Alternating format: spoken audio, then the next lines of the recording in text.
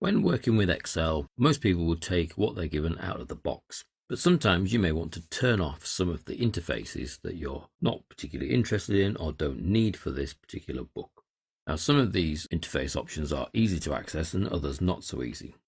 First set of easy ones are actually on the View ribbon. If we go to the View ribbon, you'll find here Show allows us to turn off these three, potentially four options. One is grayed out, and we'll see why shortly.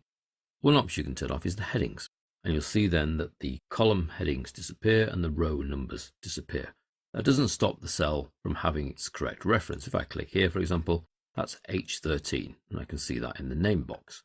So I know where I am still, I just don't have the column headings and the row headings. Now, if I turn off the formula bar as well, formula bar disappears, and then I don't really know where I am. So depending on the use of your spreadsheet, that might be quite useful to turn the formula bar off and or the column headings. Now, one thing you can't do with the column headings is have the letters on but not the numbers, or just the numbers on and not the letters. Column headings remove both, so you lose effectively the column heading and the row heading. It's one tick and they come back. It's one tick and the formula bar comes back.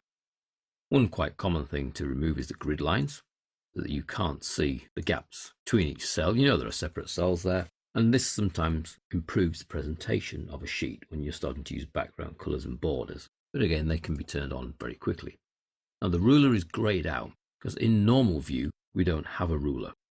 If we change to page layout view, we do get a ruler and we can turn that ruler off. The page layout view is not really one of my favorite views, but it's a view that allows you to see what your spreadsheet will look like on paper, but still be able to work with it. So it's a bit of a merging option between print preview and your file, because you can still work in there. I can still put content in, I can adjust column widths, but what I can see is also how that's going to affect the page. So I've narrowed up that column and column J jumps onto this particular page. I can also add in headers very quickly without having to go into any separate dialog box. So it has its uses. And then back to normal. So these three options are accessed very quickly from here: headings, grid lines, and the formula bar.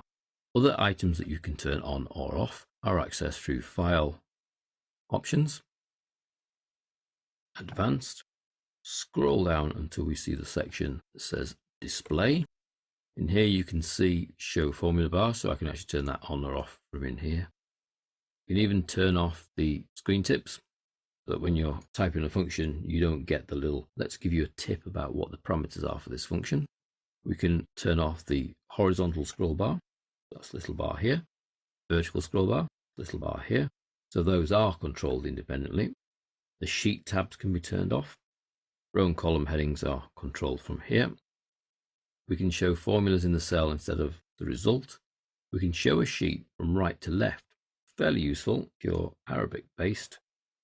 You can now go from A all the way to the left hand side and the numbers go down, and the sheet tabs start building from the right as well. So if I add a new tab here, notice how it reverts, because tab blank has been told to be right to left, but sheet 2 hasn't.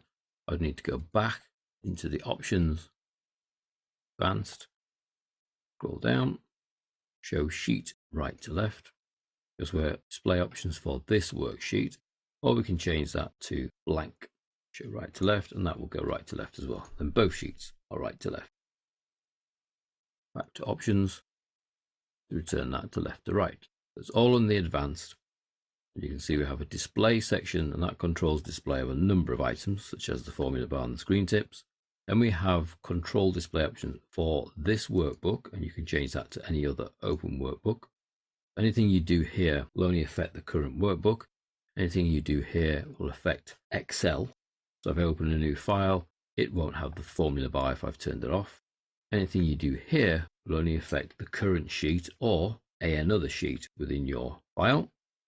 And in here we can turn the row and column headers off, showing the sheet right to left instead of left to right, show page breaks, show zero in cells that have a zero value, show outline symbols if an outline is applied, show grid lines. So I turn these off on a sheet by sheet basis, and I can even change the grid line color. I could change the grid line colors to orange. That will only affect this sheet, sheet 2, which is still showing a right to left, goes back to the default gray. So you've got to be a little bit careful when you're in here in the advanced, that the things that you're changing, are they affecting the whole of Excel, just this workbook, or just this worksheet?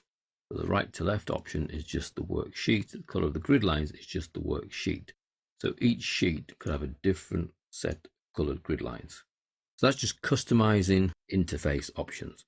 The beauty of Excel is that it's customized completely to you, and you are in charge of that interface.